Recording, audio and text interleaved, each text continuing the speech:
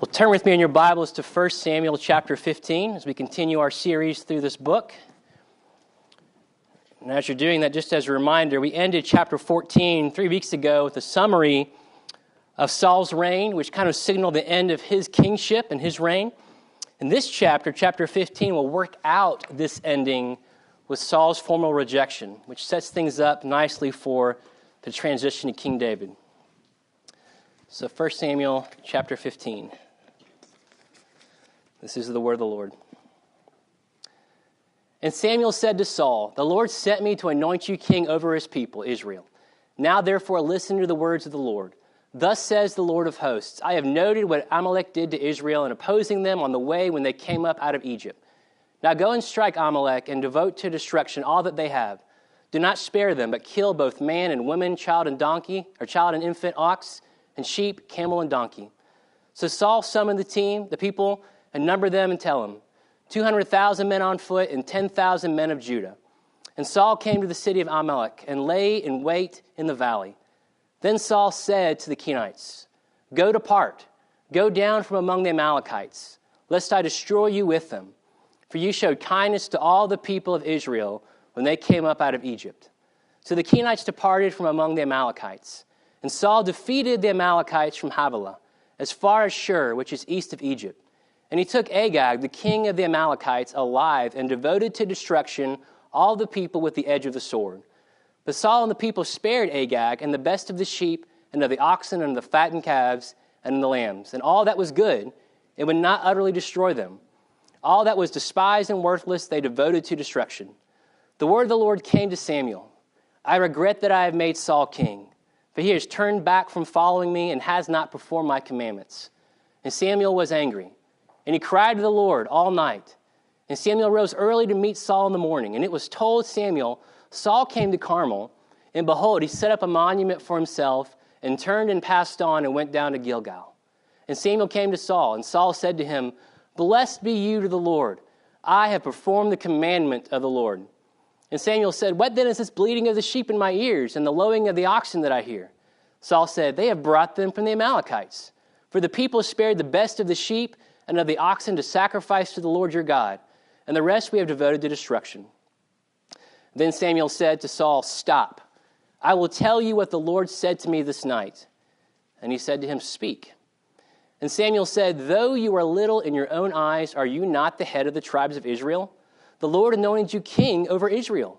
And the Lord sent you on a mission and said, 'Go, devote to destruction the sinners, the Amalekites, and fight against them until they are consumed.' Why then did you not obey the voice of the Lord? Why did you pounce on the spoil and do what was evil in the sight of the Lord?" And Saul said to Samuel, "I have obeyed the voice of the Lord. I have gone on the mission on which the Lord sent me. I have brought Agag, the king of Amalek, and have devoted the Amalekites to destruction. But the people took of the spoil sheep and oxen, the best of the things devoted to destruction, to sacrifice to the Lord your God in Gilgal." And Samuel said, "Has the Lord as great delight in burnt offerings and sacrifices as in obeying the voice of the Lord? Better to obey, behold, to obey is better than sacrifice, and to listen than the fat of rams.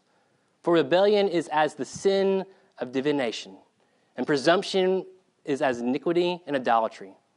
Because you have rejected the word of the Lord, he has also rejected you from being king." Saul said to Samuel, "I have sinned, for I have transgressed the commandment of the Lord in your words, because I feared the people and obeyed their voice. Now, therefore, please pardon my sin and return with me that I may worship the Lord." And Samuel said to Saul, "I will not return with you, for you have rejected the word of the Lord, and the Lord has rejected you from being king over Israel." As Samuel turned to go away, Saul seized the skirt of his robe, and it tore. And Samuel said to him, "The Lord has torn the kingdom of Israel from you this day, and has given it to a neighbor of yours, who is better than you. And also the glory of Israel will not lie or have regret, for he is not a man that he should have regret." Then he said, "I have sinned. Yet honor me now before the elders of my people and before Israel, and return with me that I may bow before the Lord your God." So Samuel turned back after Saul, and Saul bowed before the Lord. And Samuel said, "Bring here to me Agag, the king of the Amalekites." And Agag came to him cheerfully. Agag said, "Surely the bitterness of death is past." And Samuel said, "As your sword has made women childless, so shall your mother be childless among women. And Samuel hacked Agag to pieces before the Lord in Gilgal. Then Samuel went to Ramah, and Saul went up to his house in Gibeah and Saul. And Samuel did not see Saul again until the day of his death, but Samuel grieved over Saul, and the Lord regretted that he had made Saul king over Israel. Let's pray. Father, as we come to your word this morning, we adore you. You are an incredibly wonderful, holy, majestic, and righteous God, and yet you call us to worship you. And Lord, as we think about that, we confess our sins. We confess the ones that we've kept to ourselves. We ask that you would bring out in our hearts and minds even the sins that we have been hiding from you or others, that you would allow us to be blanketed by your grace. We are so thankful for your presence in our lives. We're thankful that you called us here this morning, thankful for the joy of the gospel, thankful for your word. Lord, we ask that you would continue to supply us with grace today. Here I pray. Amen. Well, there are some big things happening in the Phillips household these days. The one you could be praying for is that Alex has the flu and was diagnosed yesterday. And DJ had Alex when he was sick all last week while I was in sunny South Florida. So pray for her because she's been a champ. So be praying for my family. We're also excited, though, not about Alex, but about Sean. Because Sean is about to celebrate his first birthday. And that feels so weird to say because it seems like just yesterday we baptized him here in this church. He's grown up so fast. He's getting very tall and thin. It's kind of funny to watch. Very different than Alex at his age. So we're excited about it. We're planning the birthday party, getting family involved. But along with that excitement, we're also experiencing some fear and trepidation, equal to our excitement. Because we are about to head on that journey of potty training with Alex. We've read books, we've asked popular opinions, we've read the boot camp ideas of these 3-day potty training expeditions to go on, and we are scared out of our minds. There's no question about it. Now, I have asked people since we started having kids, just anecdotally, what's the hardest thing to teach a child? And almost every single time the people tell me, whatever it is you're about to teach them. Right? That's always what's hardest. But they'll always say, and potty training. Right? Potty training is one of those things that there's just a little bit of fear about. We don't really know what we're doing. The kids don't know what they're doing. The adults don't know what we're doing. It's going to be a journey. But there's other things that are hard to teach a child. It's hard to teach them to eat with a fork. It's hard to teach them to sleep in their own beds. You have probably a million things you could say that are hard to teach a child. But all of those things pale in comparison to teaching a child to learn obedience. Because all those other things are kind of one and done, hopefully. You teach a child to potty train once, you're good. Teach them to ride a bike once, and you're good. But obedience is a lifetime of learning. And I know it's the hardest thing to teach a child because it's the hardest thing to teach an adult. You see, we are born with a propensity and bent towards disobedience. It's our nature. It's in our sin nature. And so it's a lifelong lesson to be learned. Well, this morning, through this text, we're going to talk about obedience and learn a few principles about it through Saul's disobedience and subsequent deficient repentance. And we're going to start by looking at that first verse there as the Lord brings Samuel to him and says, here's what I want you to tell Saul. I want you to go destroy the Amalekites. This is not a fun way to start a chapter. If you're new to the church, you might be thinking, what is going on here? Destroy people group? Man, woman, child, destroy everything. Leave nothing behind. What is going on there? Well, it helps to know a little background about the Amalekites, because they were not a nice, humble, loving people group. They were, in fact, an incredibly evil tribe. And they were nomadic, so they traveled around in their territory and made their way in living by being terrorists on the run. And what they would do is they would subdue and prey on the weak and vulnerable primarily, and steal what they had, slaughter thousands upon thousands of innocent men, women, and children, basically live off the spoil of what they were able to gather. And Samuel notes in verse 33 that Agag himself had ordered the slaughter of children. So this wasn't necessarily, you come to this text and think, well, why would God want this nation to be destroyed? The Amalekites, where they weren't a good people group to begin with. They had been slaughtering the innocents. And not only that, but they were the first to prey on the Israelites after the Exodus, in Exodus chapter 17. And after the Amalekites preyed on the Israelites, God promised vengeance upon them. And so here in this text, God's just carrying it out through Saul. It's been promised before. Now it's being carried out on this kind of barbaric people group. So this war, this battle that's being set up was no ordinary battle, right? It wasn't a simple self-defense battle. It wasn't just expanding the borders. It was more inclined to be like a holy war, or a war that was set apart to deliver God's judgment or his purposes against the people through the Israelites. And that means that it had implications beyond a typical battle. And the ones listed here was simple. No spoil was to be taken. Everything was to be destroyed because the war itself was to be an act consecrated to God. And there's one word there in verse 3. It's rendered in my text, devote to destruction. It probably reads that way if you read in the ESV. Devote to destruction is actually one Hebrew word, and that denotes a special act or gift of worship to God. So through this command here at the very beginning, obedience is framed around listening to God, following his instructions, and by doing that, worshiping him, which means first and foremost that obedience is a matter of the heart. Obedience is the application of a worshiping heart to daily life. If you have young children, I feel many times like I don't know what I'm doing in terms of teaching them about God and growing them up. The Children's Catechism is a great way to start. It's based on the Shorter Catechism. And question 4, I was going over with Alex this morning, is this: how do we glorify God? Remember this catechism? How do we glorify God? By loving him and keeping his commands. By obedience. So it's not that God just desires obedience for obedience sake. God desires obedience because God desires worship. He desires glory. And that means that none of his commands are arbitrary. We can't pick and choose because all of them are there as instructions, as some means to help us live a life of worship. And so if that's true, then if obedience is an act of worship, then disobedience is an act of robbing God the worship and glory that is due to him. And it becomes an act of rejection. And this was kind of Saul's struggle. The past few chapters we've been in the book of Samuel showed us that, right? In chapter 13, he made an unlawful sacrifice. In chapter 14, he had the rash vow and all these non-biblical instructions. And here in 15, he rejects God by sparing the best spoil. Probably so his people would love him. They get to keep all the spoil. He also rejects God by sparing Agag, the king, kind of keeping as a royal slave. And then to boot, he rejects God by building a monument for himself. What was Saul doing?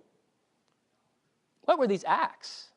Idolatry. These were acts of self-worship. These were acts of bringing glory to himself and to his people. And Ben made it clear a few weeks ago in talking about worship that we are worshiping creatures, that we cannot help but worship something. Here Saul was clearly worshiping at the foot of his idols, at his own glory. So obedience is a matter of the heart. If that's true, then partial obedience, like Saul's here, indicates a heart that is divided, which means that partial obedience is disobedience. It is disobedience. And we could see here very clearly in verse 11 that God doesn't take it partially seriously. It says this: I regret that I have made Saul king, for he has turned back from following me. Now, he didn't regret making Saul king in the sense that undermined his sovereignty. God wasn't saying, oh, I made a mistake here. I didn't see this coming. Rather, this word regret here is used to denote God's sorrow over Saul's sin and defiance, which means that God can be fully in control over all circumstances and yet simultaneously express emotion in response to our sin. In this case, he's expressing emotion and sadness over Saul's partial obedience. Yes, Saul fought the Amalekites. Yes, he devoted most everything to destruction. But he held back the best spoil, and he held back the king for himself. So if partial obedience is disobedience, and disobedience is a rejection of God, then partial obedience is also a rejection of God. Now, growing up, I don't know how many of you had summer jobs. I worked during the summers at my friend's house in Pelzer often. We called him the Prince of Pelzer because his family owned a lot of land in Pelzer. And if you know where Pelzer is, there's nothing much but land around there in the country. And they owned this massive piece of property. They had acres upon acres. They had their own private duck pond. They had their own private water skiing lake. They had 2 houses on the property. They had a mile of fence line around the property and more. So when I would go out there to do yard work and make money, it would take us a week just to maintain the property. Like mowing the lawn for me growing up was a 20-minute walk around the lawn with a push mower. At their house, it was a week with a Kubota tractor. I mean, it was a big piece of property. Well, one summer, my friend's cousin came out, and he took care of most of the lawn maintenance over the summer. And he was just blown away by how much property they had. And so they sat down and said, here's what we want you to do. And they laid it out carefully. Mow the front and the back of the houses. Mow the grass around the duck pond. Weed eat the mile-long fence line. Clear the brush around the fence line. And clear the brush around the dam, around the lake. But do not mow the sides of the dam. And so he said, okay, I can do that. And he began the week with motivation. Weed eating, mowing, doing all kinds of brush clearing. And every day, he looked back towards that dam and thought, I can mow the dam with this mower. Why couldn't I? This mower, it was a big Kubota tractor. Why couldn't this thing mow around the sides of this dam? And every day, he got more and more courageous, more and more committed to the idea. And finally, he decided, I'm mowing the sides of the dam. And so he got on the dam and started riding the mower down. And he took that first little buzz off the side of it successfully. And he thought, I'm a pretty good guy. Let's take another. And as he came around the second pass, that tractor began to slide and tip fully on top of him into the deep part of the lake, fully submerging him and this massive Kubota tractor. My friend's parents are about the most loving and kind people I've ever met in my life. I have never seen a mom so angry at anything. I mean, he got the tongue lashing of a lifetime. And as he took it in, he actually started talking back. It's like, are you serious? Are you mad at me right now? I have been mowing my heart out for 7 days. I have cleared out the brush. I have weed-eated the fence line. I cleared the ski lake so you could water ski. Why are you so upset? And, Mrs. Hamrick, 40 hours of work at $8 an hour, was pretty good back then. That's several $100s you owe me. She said, oh, AJ, you just tipped our $15,000 tractor under the lake. And it was still sitting under the lake when this conversation was taking place. I thought, okay, maybe I did do that.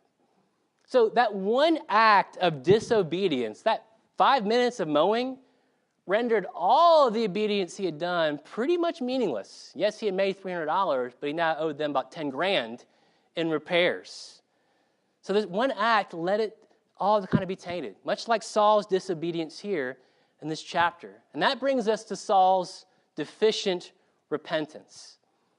And you see that here, that Samuel confronts Saul. He comes to him. And Samuel has to wear him down. We see that in the text, back and forth with Saul. And how does Saul greet Samuel? Is he downtrodden? Is he broken? Is he sad? He's cheerful. He's happy. And he actually says this, right out of the text, blessed be you to the Lord. I have performed the commandment of the Lord. Saul is, in fact, clueless. He's oblivious to what he has done. He has no idea. And Samuel responds by pointing out that all the sounds of the camp, the bleating of the sheep, the lowing of the oxen, tell a different story that Saul has not understood. And here you start to see Saul's wrestling or fighting with conviction over sin. And he starts out by deferring blame to the soldiers. It says, they have brought them. The people spared them. The woman who you made gave me the apple. That was my own quote there from Genesis. You can see that being ripped right out of there. The people that you gave me to reign, they wanted the spoil. And then he rationalizes that he had in fact obeyed God. He basically says, I did what God asked me to do.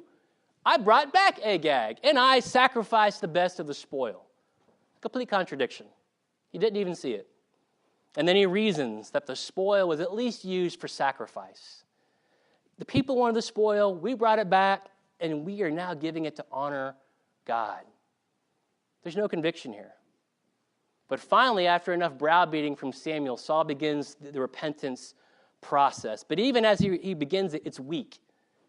Because the truth is that Saul was more interested in saving face than he was in repenting. If you look at verse 25, it says this, now therefore, please pardon my sin. That's kind of a weak way of saying that. And more importantly, he says, return with me that I may worship the Lord. What does he want? He wants his people to see him and Samuel together. Kind of as a photo opportunity. Look, we're united. I'm good with God. Samuel is with me.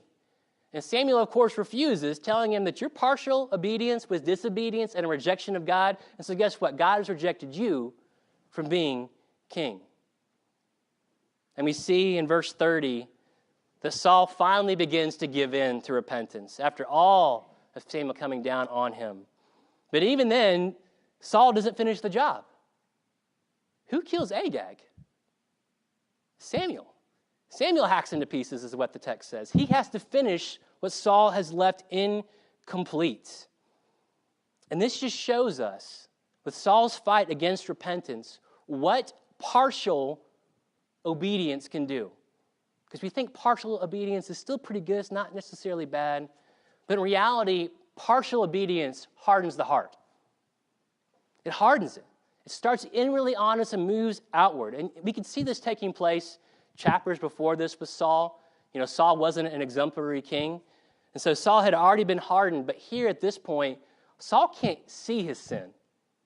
Saul can't hear his sin like Samuel did. He's almost oblivious to it. He's cheerful. He's joyful in his self-worship, oblivious to what his sin meant. It also hardens our wills against God. You see, as sin hardens our heart, it makes us resolved against and fortified against God's will. So what do we do as humans? Well, like Saul, we defer the blame, right? We rationalize our choices. We reason with them. And we're sorry that we get caught more than anything else. And we often try to save face. And that partial obedience begins to reverberate around us because there are unexpected consequences for our bad decisions. And in Saul's case, his disobedience led to God's rejection of him as king.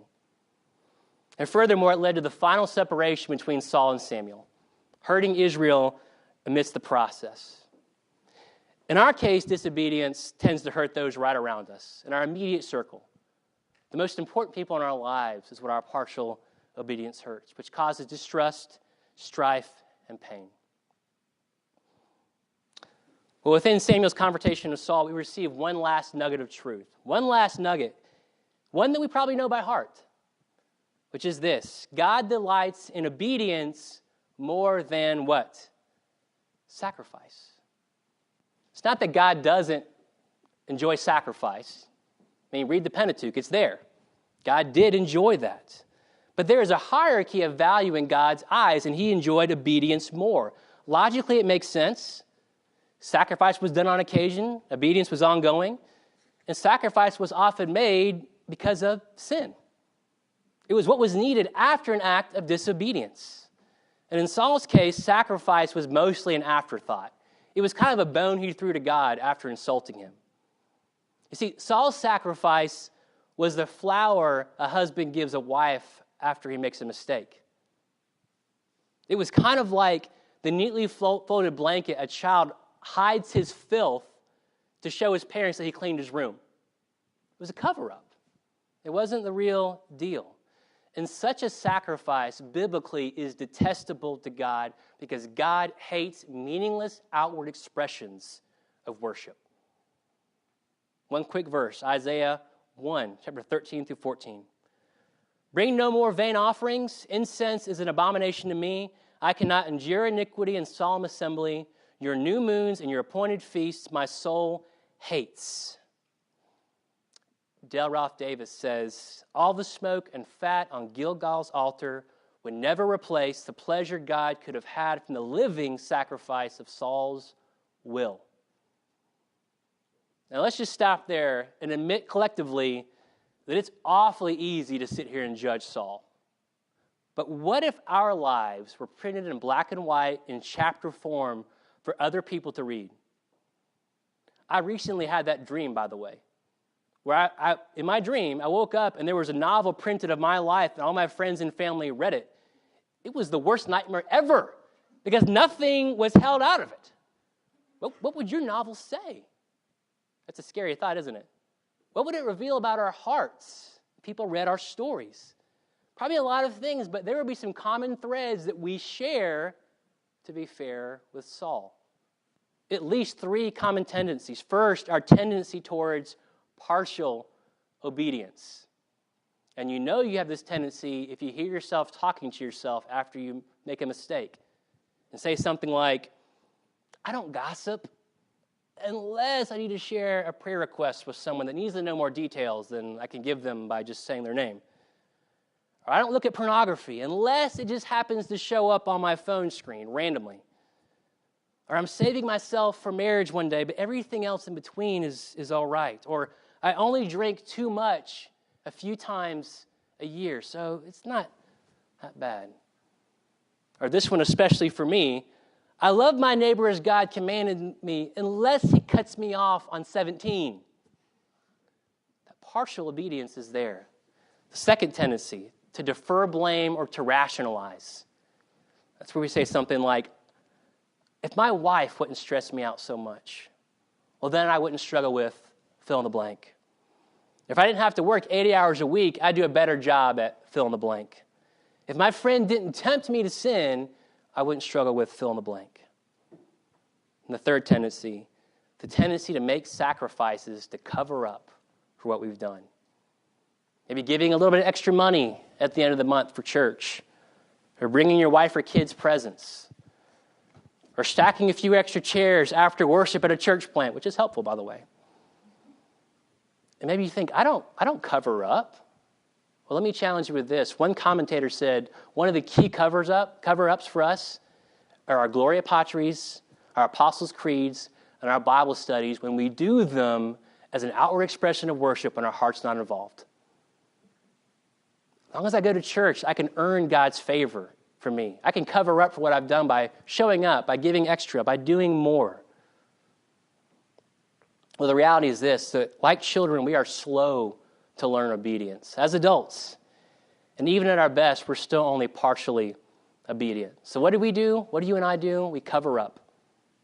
And that is the story of humanity that continues to echo out since the Garden of Eden. It's what's expected.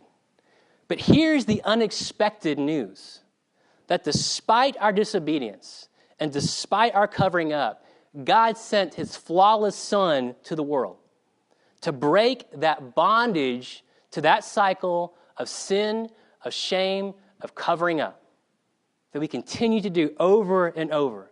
And here's the beautiful part. His Son walked in flawless obedience. He wasn't slow to learn like you and I are. He never veered off the path like you and I do. He was always wholly obedient, even in torture and in death. So that through his obedience, he took the punishment that we deserve for our disobedience by becoming the sacrifice that we need and that we can never make. Pure and unblemished. Not as an afterthought, but as a planned, intentional act of God to redeem us from our sins. The Son of God was the king that Saul could never have been. The king that Israel needed, the king that Saul needed, the king that you and I need. That's Jesus Christ. It's Jesus Christ. If you look over this text, we learn some principles about obedience. They're there. But that fades into the distance when we think about knowing the reality and fact that we can receive eternal life through the obedience of Jesus, through his perfection. Not by being perfect on our part, not by making a sacrifice or covering up on our part, but by resting in the perfection of the cross and the resurrection. All done for the church. And for us, gained by faith, which is a gift from him. It's the beauty of the gospel and the beauty of the cross that was made for us.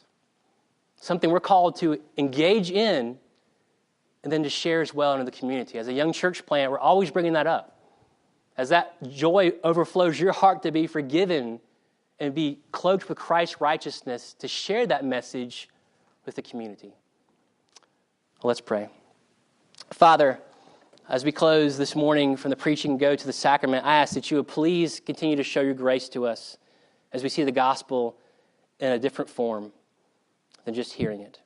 That you would please display your grace. Please give us a conviction, a fresh sense of how much you love us and are dedicated to us and have proven it over and over. And that your obedience wins the day and trumps our constant disobedience and constant attempts to cover up. That if we have faith in you, you cloak us with your perfection. We thank you for your grace. I pray. Amen.